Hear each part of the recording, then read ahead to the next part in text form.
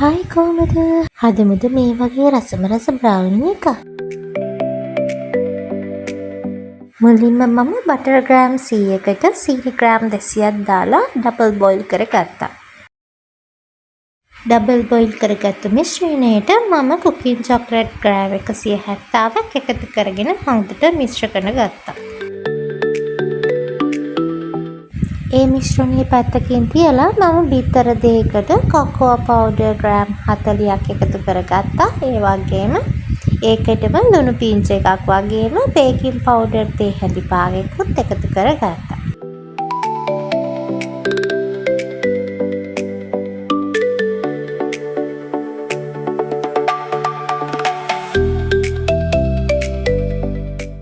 ඒ හදාගත්තු මිශ්‍රණය කලින් හදාගත්තු බටර් මිශ්‍රණයට එකතු කරගන්න.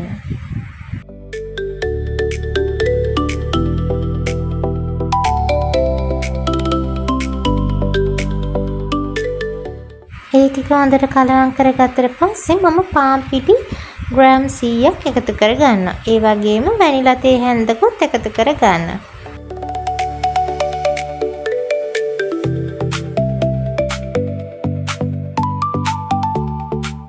සෙල්සියස් අංශක 180ට විනාඩි 10ක් ප්‍රීහීට් කරගත්තු oven එකට මම විනාඩි 20ක් බේක් වෙන්න දැම්මා. හදාගත්තු බ්‍රවුනි එක හොඳට නිවුණාට පස්සේ ඔයාලට පුළුවන් කෑලි කපා ගන්න.